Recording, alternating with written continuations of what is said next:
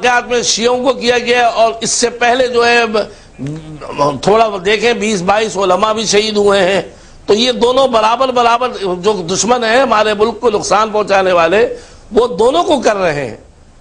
صرف یہی نہیں ہے کہ شیعہ حضرات ہیں, اس سے پہلے 22 علماء دونوں کو کریں. حیدر عباس عزیز صاحب, آپ نے میرے سوال کا جواب نہیں دیا. آپ نے کہا آپ بالکل آگاہ ہیں, فیصل رضا عابدی صاحب کی بات سے بالکل متفق ہیں, مگر آپ کی پارٹی کا موقف کیا ہے؟ آپ اس وقت کیا سمجھ رہے ہیں کہ جو اقدامات ہو رہے ہیں وہ صحیح ہو رہے ہیں؟ واضح ہے.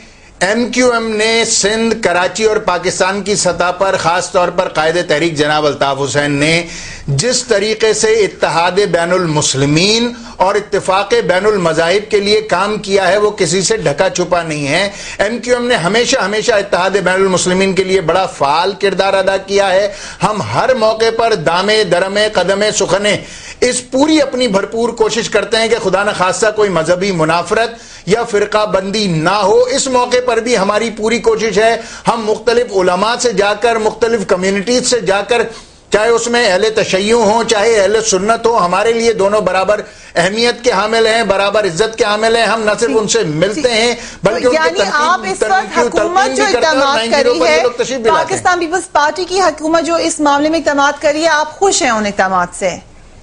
دیکھیے, مجھے بہت اچھی طریقے سے اندازہ ہے اس وقت ڈاکٹر ذوالفقار مرزا کی بے بسی کا کہ وہ روز کی بنیاد پر لوگ گرفتار کر رہے ہیں اور روز کی بنیاد پر وہ عدالتوں سے ضمانتیں لے کر وہ دہشت گرد چھوٹ بھی رہے ہیں.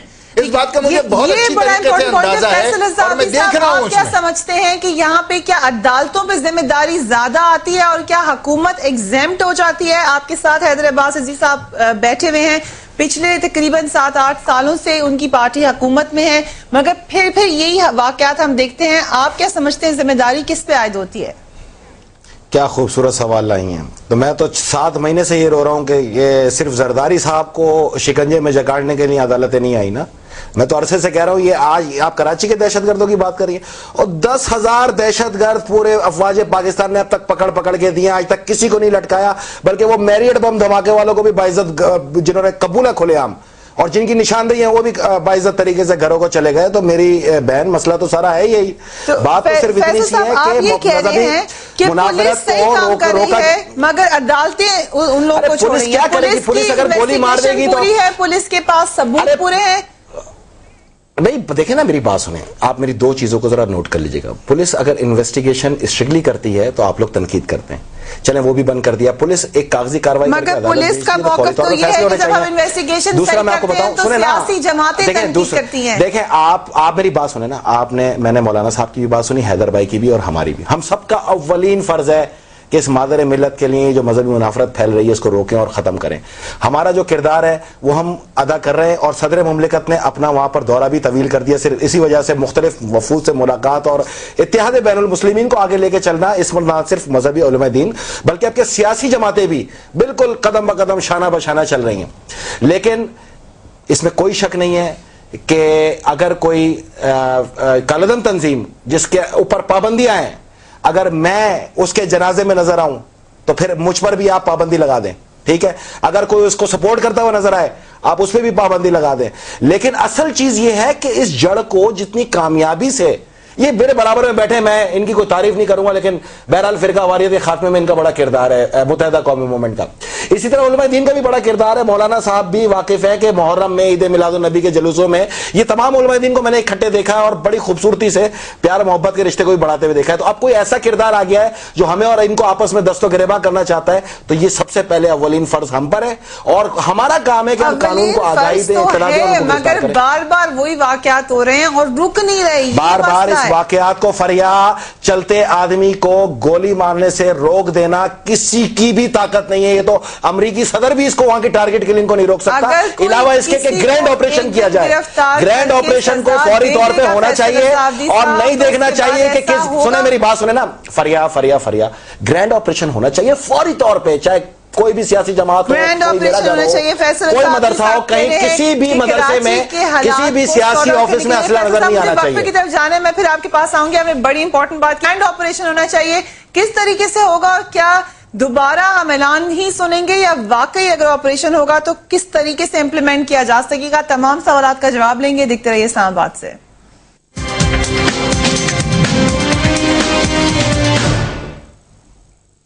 کراچی کے حالات کا کون ذمہ دار ہے؟ حیدر عباس عزیز صاحب، میرا آپ سے سوال یہ ہے کہ آپ نے کہا کہ عدالتیں چھوڑ دیتی ہیں ان لوگوں کو جن کو گرفتار کر کے دیا جاتا ہے. کون سے ایسے مجرم ہیں آپ کے خیال سے ماضی میں جن کو بتایا گیا، پکڑایا گیا اور پھر وہ چھوٹ کے واپس آ گئے؟ بے شمار ملزمان ایسے ہیں. مفتی نعیم صاحب نے ابھی خود ہی فرمایا کہ کیا وجہ ایسی ہیں کہ عدالتوں میں مقدمات نہیں چلتے.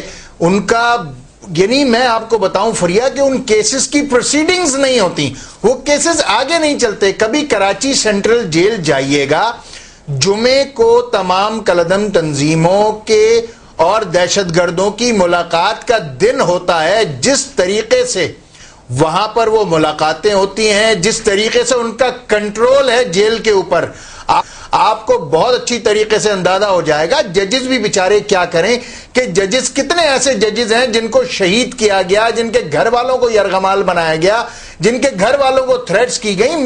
اسی لیے میں یہ کہہ رہا تھا کہ کراچی کے انسیڈنٹس کو مفتی صاحب کی خدمت میں کہ کراچی کو آپ کسی آئسولیشن میں نہ دیکھیں. لیکن یہ پورا ملک دہشت گردی کی لپیٹ میں ہے. بتا رہے ہیں یا سینیٹر فیصل صاحب بتا رہے ہیں، بلکہ مفتی صاحب بھی کہہ رہے ہیں، اسے تو مجھے لگ رہا ہے کہ تمام جو پلرز ہیں اس وقت اس شہر کے وہ مجبور ہیں. آپ کہہ رہے ہیں جج بھی مجبور ہے، حکومت بھی مجبور ہے، پولیس کہتی ہے ہم مجبور ہیں سیاسی جماعتوں کے آگے. صاحب کی مجھے محترمہ، مجھے آپ موقع دے نہیں رہی بات کرنے کا، کیا وجہ ہے؟ مفتی صاحب آپ بولیے. حیدر عباس رضوی صاحب کی اس بات سے متفق ہوں کہ عدالتیں ہماری صحیح طریقے سے کام نہیں کر رہی اور مجرم چھوٹ جاتے ہیں. لیکن اس میں صرف عدالتیں ہی قصوروار نہیں ہیں، اس کے اندر بہت سارے مسائل ہیں جس کی وجہ سے چھوٹ جاتی ہیں. اور یہ گرینڈ آپریشن کی جو بات ہوئی ہے، میں کہتا ہوں یہی نہ ہو کہ مسجد کے مؤذن ہیں، مولوی ہے، چلتا پھرتا روڈ میں داڑھی والا ہے، ان کو پکڑ کر بند کر کے عدد پورے کر رہے ہیں. اگر اسلحہ لینا ہے تو مدارس سے بھی لیا جائے، یونیورسٹیوں سے بھی لیا جائے، ہر سیاسی جماعت کے پاس ہے ان سے بھی لیا جائے، بلا امتیاز آپریشن کیا جائے چاہے، تو پھر وہ کامیاب ہوگا. یک طرفہ طور پر اگر کیا تو اس کے نقصانات اور مزید زیادہ ہوں. ٹھیک ہے، ہم وسیم احمد صاحب سے بھی بات کر لیتے ہیں، سی سی پی او کراچی. وسیم احمد صاحب، آج کچھ سٹیپس لیں لیکن بار بار وہی واقعات آتے ہیں، بار بار ٹارگٹ کلنگ کے. اس دفعہ کے واقعات کے پیچھے آپ کس کو دیکھ رہے ہیں؟ ریپیٹ کریں گے ذرا؟ جی وسیم احمد صاحب، اس وقت جو واقعات ہو رہے ہیں ٹارگٹ کلنگ کے، اس میں جو گرفتاریاں بھی ہوئی ہیں، آپ کیا سمجھتے ہیں کہ کیا کوئی نتیجہ نکل سکے گا؟ جو اصل ہاتھ ہیں اس میں ملوث، ان کو پکڑ سکیں گے؟